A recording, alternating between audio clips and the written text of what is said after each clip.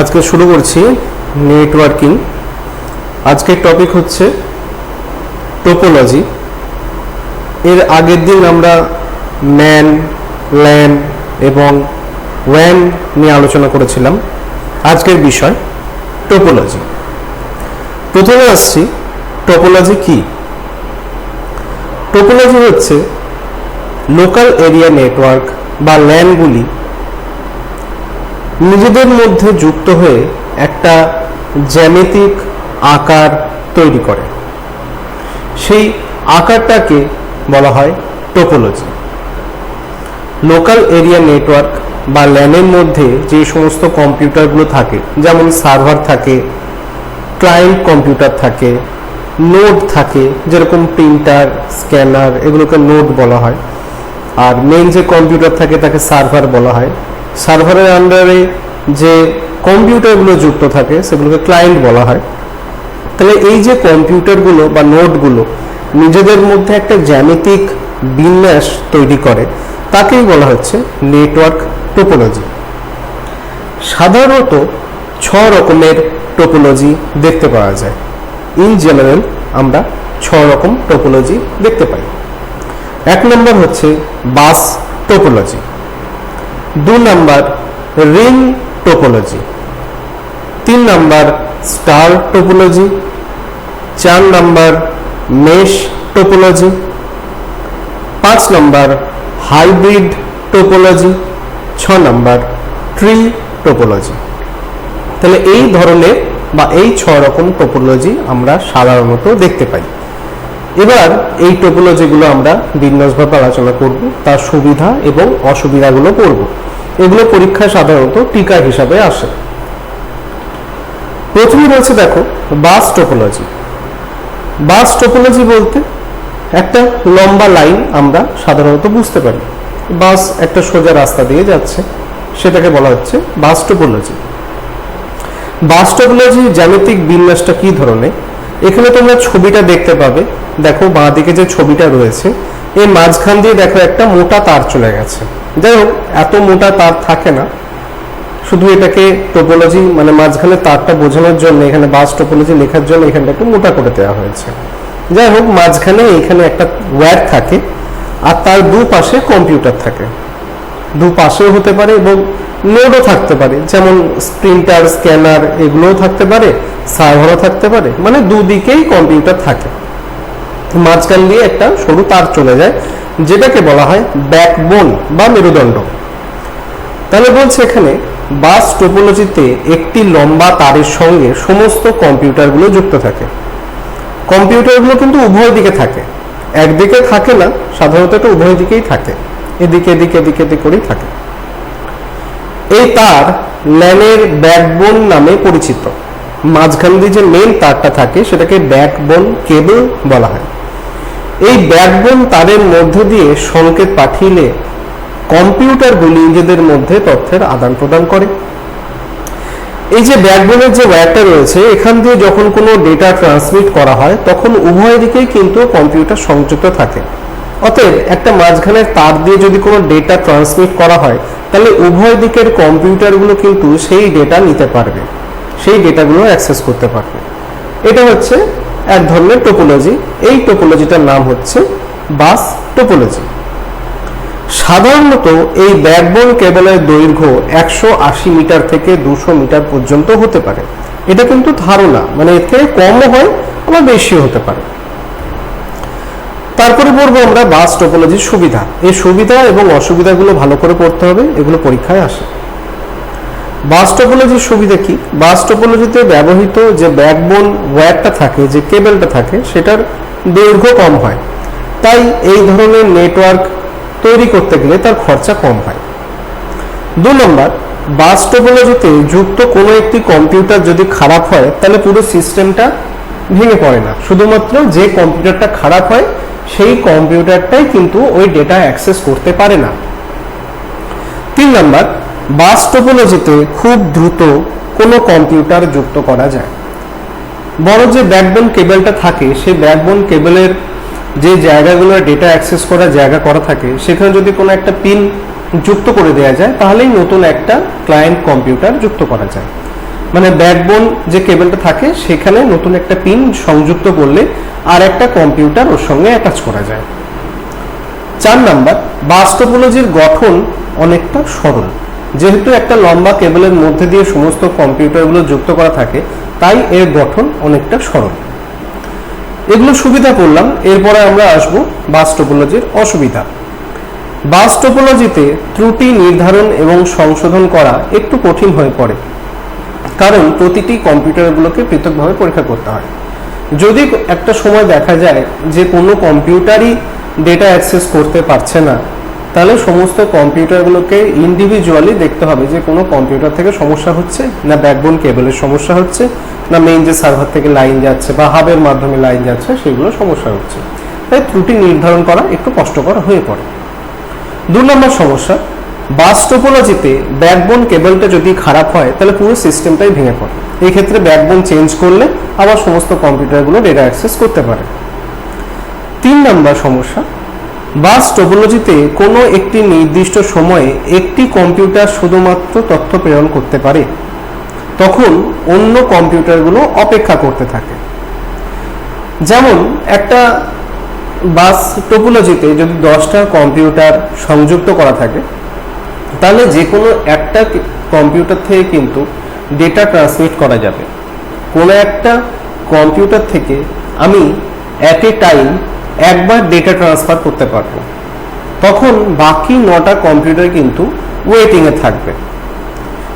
ওই কম্পিউটার যখন data transmit করা শেষ হয়ে যাবে, তখন অন্য একটি কম্পিউটার থেকে আবার ডেটা ট্রান্সমিট করা যাবে। এই ক্ষেত্রে কিন্তু 10টা কম্পিউটার থেকে at a time data transfer করা সম্ভব নয়। 4 নম্বর অসুবিধা, বাস টোপোলজিতে ডেটা বা তথ্য দুর্বল হয়ে পড়ে। যদি ব্যাকবোনের দৈর্ঘ্য অনেকটা বেশি হয়, তাহলে সোর্স থেকে ডেস্টিনেশনে যেতে যেতে ডেটার ক্ষমতা অনেকটা কমে যায়। এগুলো হচ্ছে বাস টোপোলজির সুবিধা এবং অসুবিধা। এরপরে পড়ব আমরা রিং টোপোলজি। দেখো ডান দিকে এখানে একটা টোপোলজির ছবি দেওয়া রয়েছে।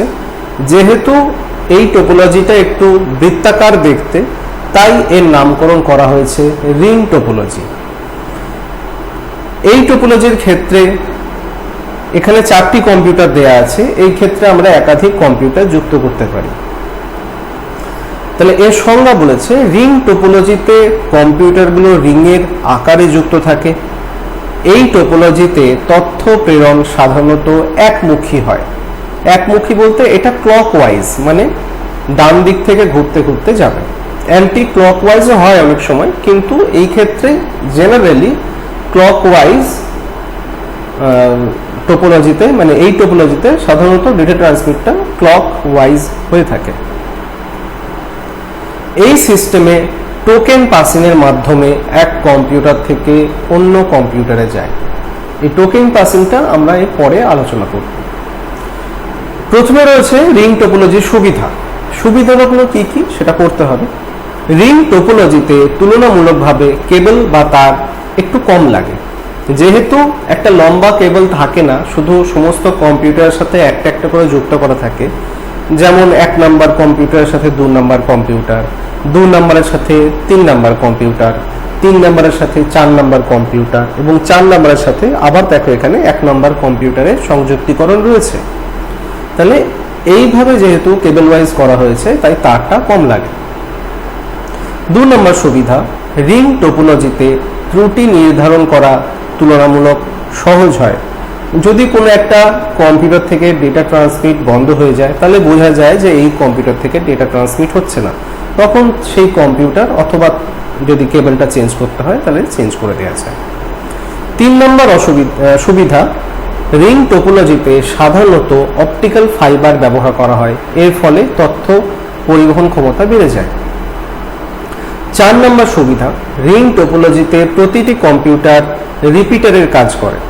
প্রতিটি কম্পিউটার রিপিটারের কাজ করে বলতে, এই যে আমরা ডেটাটা ট্রান্সমিট করছি বা একটা কম্পিউটার থেকে অন্য কম্পিউটারে ডেটা পরিবহন হচ্ছে, এর ফলে কি হচ্ছে, একটা কম্পিউটার থেকে ডেটা যখন অন্য কম্পিউটারে যাচ্ছে, তখন সেই কম্পিউটারে থাকা তথ্যগুলো আরো সবল হচ্ছে এবং পরের কম্পিউটারে যেতে পারছে। যদি এখানে একটা লম্বা কেবল হতো বাস টোপোলজির মতো, সেক্ষেত্রে অনেক সময় রিপিটারের ব্যবস্থা করতে হয়। রিপিটারের কাজ হচ্ছে দুর্বল ডেটাকে আরো সবল করে তোলা, মানে দুর্বল কোনো সিগন্যালকে আরো সবল করে দেওয়া, এটা হচ্ছে রিপিটারের কাজ। তাহলে রিং টোপোলজিতে প্রতিটি কম্পিউটার রিপিটারের কাজ করে, অর্থাৎ রিং এর মধ্যে দিয়ে আসা কোনো তথ্য বা সিগন্যাল যখন দুর্বল হয়ে যায় তখন কাছের কম্পিউটার ওই তথ্যকে আরো জোরালো করে স্ট্রেংথটাকে আরো বাড়িয়ে পরের কম্পিউটারে পাঠায়। এবার দেখব রিং টোপোলজির অসুবিধাগুলো। রিং টোপোলজিতে তথ্য বা ডেটা প্রেরণের হার অনেকটা কম। রিং টোপোলজিতে কোনো একটি কম্পিউটার বিকল হয়ে পড়লে সমস্ত ব্যবস্থাটাই কিন্তু অকেজো হয়ে পড়ে, কারণ এই ক্ষেত্রে কোনো একটা কম্পিউটার যদি খারাপ হয়ে যায় সেক্ষেত্রে কোনো কম্পিউটারে কিন্তু ডেটা অ্যাক্সেস করতে পারবে না। তবে উভমুখী তথ্য প্রেরণ ব্যবস্থার মাধ্যমে এই অসুবিধা দূর করা যেতে পারে। যদি এখানে দুই রকম ব্যবস্থা করা যায়, যে যদি এটা উভমুখী হয়, যদি ফুল ডুপ্লেক্স হয়, তাহলে কিন্তু এই অসুবিধা দূর করা যেতে পারে। 3 নম্বর অসুবিধা, রিং টোপোলজিতে নতুন কোনো কম্পিউটার যুক্ত করা একটু কঠিন। এই ক্ষেত্রে সমগ্র ব্যবস্থাটাকে আবার নতুন করে তৈরি করতে হয়। 4 নম্বর, রিং টোপোলজি ব্যবস্থা চালু করতে জটিল হার্ডওয়্যারের প্রয়োজন হয়। জটিল হার্ডওয়্যার বলতে এমন কিছু হার্ডওয়্যার নয়, মানে কিছু মেশিনের প্রয়োজন হয়, কিছু ডিভাইসের প্রয়োজন হয় যার দ্বারা ওই নেটওয়ার্কটা তৈরি করা যায়। এরপরে স্টার টোপোলজি। স্টার টোপোলজি, যে কথাটা স্টার, এটা দেখে আমরা বুঝতে পারছি যে এটা একটুখানি তারকাকার দেখতে হয়। তারকাকার বলতে আমরা যেরকমভাবে তারা এঁকে আসি ছোটবেলা থেকে, ঠিক খানিকটা সেরকম না, মানে চারিদিকে বিন্যস্ত থাকে বলে এটা খানিকটা দেখতে স্টারের মতো লাগে, তাই এটাকে স্টার টোপোলজি বলা হয়। তাহলে স্টার টোপোলজিতে কিন্তু নতুন একটা মেশিনের সংযুক্তিকরণ আমরা এখানে দেখব। তাহলে প্রথমে সংজ্ঞাটা পড়বো যে স্টার টোপোলজিতে একটি কেন্দ্রীয় কম্পিউটার বা হাব থাকে। হাব বলতে দেখো মাঝখানে একটা ছোট্ট ডিভাইস তোমরা দেখতে পাবে, এটাকে হাব বলা হয়। এর মধ্যে যে মেন সার্ভার থাকে সেই সার্ভারের ইনপুটটা এর মধ্যে যুক্ত থাকে এবং এর আউটপুটে সমস্ত ক্লায়েন্ট কম্পিউটারগুলো যুক্ত থাকে। মানে সার্ভার থেকে আসা তথ্য হাবের মধ্যে ঢোকে, সেই হাব থেকে বাকি সমস্ত কম্পিউটারের মধ্যে সেই তথ্যগুলো ডিস্ট্রিবিউট হয়ে যায় বা ডিস্ট্রিবিউট করা যায়। এটাই হচ্ছে হাবের কাজ। এটা একটা কেন্দ্রীয় কম্পিউটার বা ডিভাইসও বলা যায়, এগুলোকে হাব বলা হয়, HUB। তাহলে স্টার টোপোলজিতে একটি হাব যুক্ত থাকে যার দ্বারা সমস্ত কম্পিউটারগুলি এর সঙ্গে অ্যাটাচমেন্ট থাকে।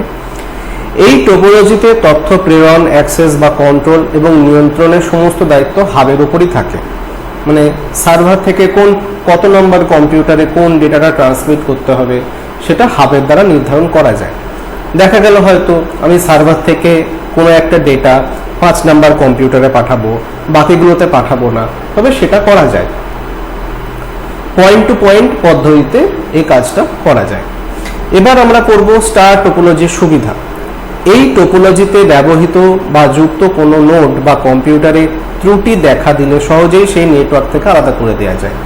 যেহেতু এই সমস্ত কম্পিউটারগুলো একটা হাবের দ্বারা যুক্ত, তাই কোনো কম্পিউটার যদি খারাপ হয়ে যায় তাহলে সেই কম্পিউটারটা হাব থেকে বাদ দিয়ে দেওয়া যায়। একটা পোর্ট থাকে, সেই পোর্ট থেকে কেবলটা খুলে দিলেই কিন্তু কম্পিউটারটা আর ডেটা অ্যাক্সেস বা কোনো কাজ করতে পারবে না। এর ফলে কি হচ্ছে, নেটওয়ার্কের উপরে আর কোনো প্রভাব পড়বে না। 2 নম্বর, স্টার টোপোলজিতে হাবের সঙ্গে নতুন কোনো নোড বা কম্পিউটার খুব সহজেই যুক্ত করা যায়। 3 নম্বর সুবিধা, এই টোপোলজিতে যুক্ত কেবল নষ্ট বা খারাপ হয়ে গেলে সহজেই সেটাকে পাল্টানো যায় এবং বোঝা যায় যে কোন কম্পিউটারে ডেটা ট্রান্সমিট হচ্ছে কিনা। অতএব কম্পিউটার বা কেবল যে কোনো একটা প্রবলেম থাকলে সেটাকে চেঞ্জ করে দিলেই আবার নেটওয়ার্কটা ঠিক হয়ে যায়। 4 নম্বর সুবিধা, সমস্ত কম্পিউটারগুলির ওপর তথ্যের আদান প্রদানে কেন্দ্রীয় কম্পিউটারের নিয়ন্ত্রণ থাকে। সব কম্পিউটারগুলো ডেটা অ্যাক্সেস করতে পারছে কিনা অথবা সব কম্পিউটারগুলোর ডেটা দেওয়া যাবে কিনা এটা হাবের ওপর নিয়ন্ত্রণ করা থাকে। 5 নম্বর সুবিধা, এই টোপোলজিতে সহজ অ্যাক্সেস প্রোটোকল ব্যবহৃত হয়। কিন্তু এইগুলো হচ্ছে আমরা সুবিধার মধ্যে পড়লাম। এবার আসি অসুবিধাগুলো। অসুবিধা হচ্ছে তথ্য আদান প্রদানের জন্য যেহেতু একটা সেন্ট্রাল হাব রাখা হয়, তাই হাবটি যদি খারাপ হয়ে যায় সেক্ষেত্রে সম্পূর্ণ নেটওয়ার্ক ব্যবস্থাটা ভেঙে পড়ে। এক্ষেত্রে আবার হাব যদি চেঞ্জ করে দেওয়া যায় তাহলে আবার নেটওয়ার্ক ব্যবস্থা ঠিক হয়ে যাবে। 2 নম্বর অসুবিধা, এই টোপোলজিতে খরচা অনেকটা বেশি হয়। একটা হাবের দাম বেশি হতে পারে, অতএব এটার জন্য খরচাটা একটু বেশি লাগে। 3 নম্বর অসুবিধা, কেন্দ্রীয় নোডের সঙ্গে অধিক নোড বা কম্পিউটার যুক্ত থাকলে তথ্য আদান প্রদানের ক্ষমতা অনেকটা কমে যায়। যদি একাধিক নোড যুক্ত করা থাকে এর সঙ্গে, তাহলে হাব, যেহেতু একটা সেন্ট্রাল হাব একটা থাকে, ওই জন্য ডেটা আদান প্রদান একটু কম হয়ে যায় যদি অতিরিক্ত নোড বা ক্লায়েন্ট বেশি যুক্ত করা থাকে। এইগুলো হচ্ছে অসুবিধার মধ্যে পড়বে। এরপরে আসছি আমরা মেশ টোপোলজি। মেশ বলতে একটা জালকাকার বিন্যাস, সেটাকে বলা হচ্ছে মেশ। মেশ থেকেই আমরা বুঝতে পারছি যে এটা টোপোলজিটা কি ধরনের হতে পারে। একটা জালকাকার বিন্যাস থাকে, তোমরা ছবিটা দেখে বুঝতে পারছো। এই ছবিটার মধ্যে একটু ভালো করে দেখো, সমস্ত কম্পিউটার কিন্তু সমস্ত কম্পিউটারের সঙ্গে যুক্ত। মানে 1 নম্বর কম্পিউটার 2 নম্বরের সাথে যুক্ত আছে, 1 নম্বর কম্পিউটার 3 নম্বরের সাথেও যুক্ত আছে, 1 নম্বর কম্পিউটার 4 নম্বর 5 নম্বর 6 নম্বর, মানে যতগুলো কম্পিউটার থাকবে সমস্ত কম্পিউটারের সাথে যুক্ত থাকবে। তাই এই টোপোলজিকে বলা হচ্ছে মেশ টোপোলজি। মেশ টোপোলজি প্রতিটি নোড বা কম্পিউটারের সঙ্গে প্রতিটি নোড বা কম্পিউটারের কেবল বা ওয়্যারের মাধ্যমে যুক্ত থাকে।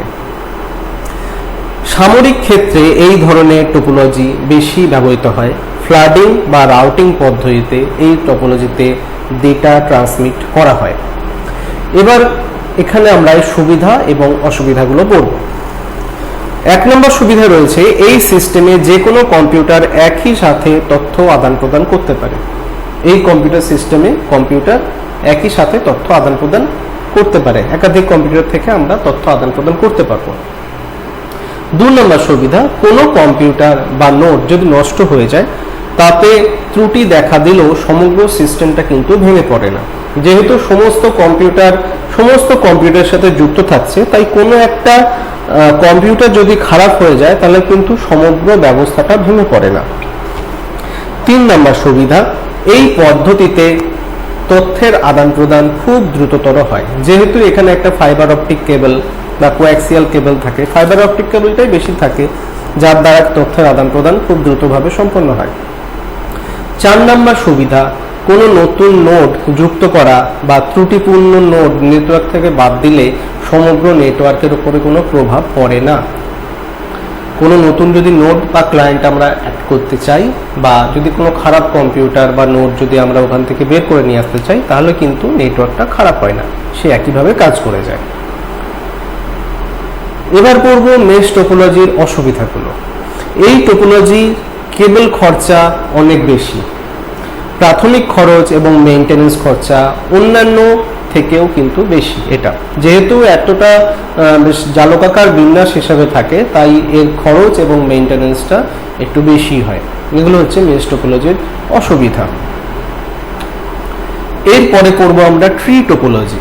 এর আগে আমরা ডজের মাধ্যমে কমেন্ট দেখিয়েছিলাম প্র্যাকটিক্যালে, যে ডজ কমেন্ট দিয়ে কিভাবে ট্রি কমেন্ট দিয়ে ফোল্ডার এবং সাব ফোল্ডার, যেগুলোকে আমরা ডিরেক্টরি বলি, কিভাবে ডিরেক্টরি বা সাব ডিরেক্টরি দেখতে পাবো। তাহলে সেই রকমই হচ্ছে কিন্তু ট্রি টোপোলজিটা। মেন যে ফোল্ডার বা ডিরেক্টরি সেটা সর্বোচ্চ থাকবে, সবার উপরে থাকবে, তার আন্ডারে যে সাব ডিরেক্টরিগুলো থাকবে সেটা নিচে থাকবে। যেমন একটা গাছ থেকে শাখা প্রশাখাগুলো নেমে আসে, ঠিক সেরকমই দেখতে লাগে এটাকে, এই জন্য ট্রি টোপোলজি বলা হয়।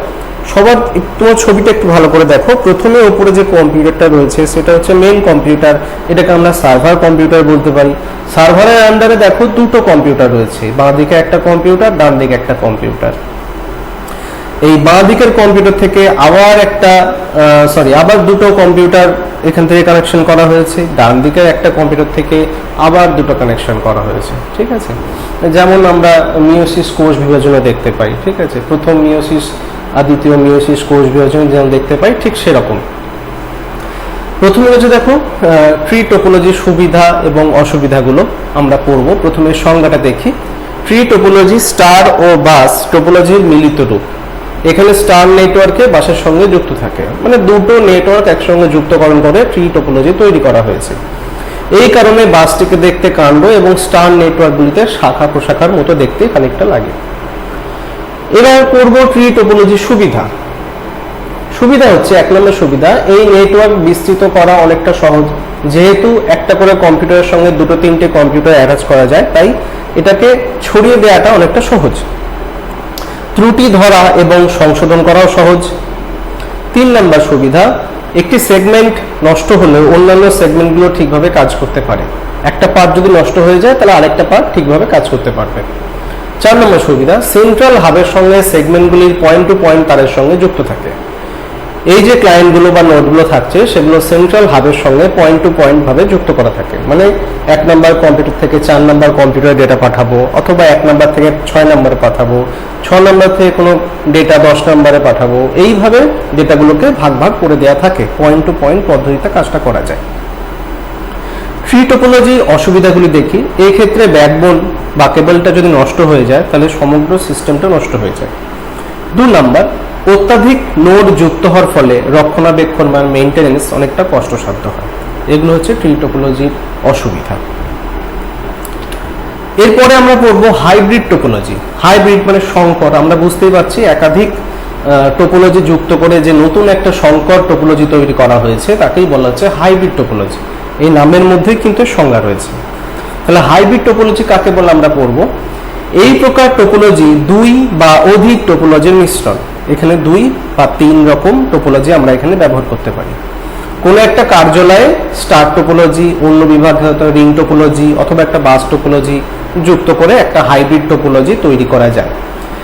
এখানে এটা কিন্তু ডিটারমাইন নয়, মানে ইন জেনারেল কিন্তু এটাই নয় যে এর মধ্যে স্টার, বাস এবং রিং এই 3টি টোপোলজি মিলেই হাইব্রিড টোপোলজি করা যাবে, এরকম কিন্তু নয়। হাইব্রিড টোপোলজির মধ্যে একটা স্টার টোপোলজিও থাকতে পারে, একটা ট্রি টোপোলজিও থাকতে পারে। এই দুটো টোপোলজি মিশেও কিন্তু একটা হাইব্রিড টোপোলজি তৈরি হতে পারে। এই হাইব্রিড টোপোলজি কিন্তু সুবিধা অনুসারে বানানো হয়। যে অর্গানাইজেশনে যেমন টোপোলজি করলে কাজটা সুবিধা হবে সেই সুবিধা অনুসারে এই টোপোলজি তৈরি করা হয় বলে এই ধরনের টোপোলজিগুলোকে হাইব্রিড টোপোলজি বলা হয়। কোনো একটা পার্টিকুলার কাজের জন্য এই টোপোলজিগুলো তৈরি করা হয়, তাই জন্য এগুলোকে হাইব্রিড টোপোলজি বলা হয়। তোমরা ছবিটা একটু ভালো করে দেখো তাহলে বুঝতে পারবে। প্রথমে যে টোপোলজিটা রয়েছে যার সঙ্গে হাব যুক্ত রয়েছে এটা হচ্ছে একটা স্টার টোপোলজি। এইটুকু এরিয়া দেখো একটা স্টার টোপোলজির মতো দেখতে, তাহলে এইটুকু এরিয়া হলো স্টার টোপোলজি।